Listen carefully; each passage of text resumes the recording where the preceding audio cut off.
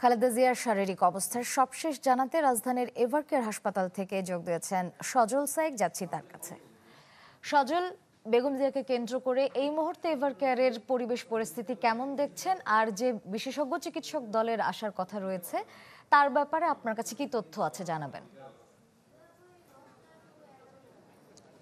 শ্রেয়া, জানেন যে আজকে কিন্তু ইউকে থেকে বিশেষজ্ঞ একটি চিকিৎসক টিম আসার কথা রয়েছে। সেই টিম কিন্তু এখনও এসে পৌঁছায়নি। তারা ধারণা করা হচ্ছে যে বেলা 11টা বা 12টা নাগাদ তারা এভারকেয়ার হসপিটালে আসবে।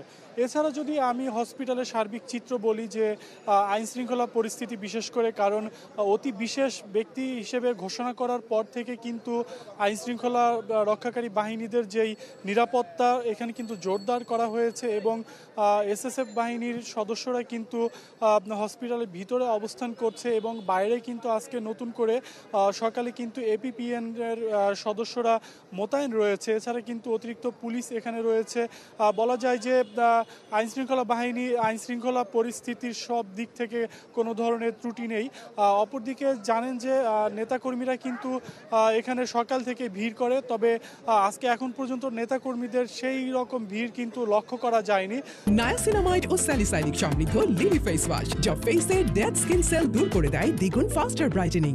কালকে আমরা যে জিনিসটি দেখতে পেয়েছি যে আপনার মধ্যরাত পর্যন্ত কিন্তু নেতাকর্মীদের অবস্থান ছিল। তারা তাদের যে প্রিয় নেত্রী শারীরিক অবস্থার সর্বশেষ আপডেটটুকু জানার জন্য কিন্তু এখানে ছুটে আসেন।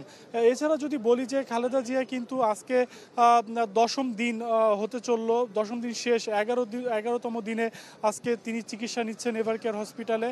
তার শারীরিক অবস্থা কখনো কিছুটা উন্নতি হচ্ছে, আবার কখনো বা অবনতি হচ্ছে। আসলে এই যে উন্নতি এবং অবনতির মধ্য দিয়েই কিন্তু তিনি লড়াই করছেন তার যেই সমস্ত রোগ রয়েছে সেই রোগের সাথে।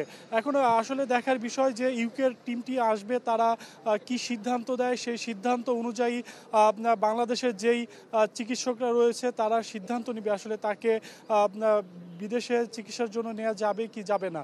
আপনার এই ছিল এভারকেয়ার হসপিটাল থেকে আমার কাছে সর্বশেষ। ধন্যবাদ সজল।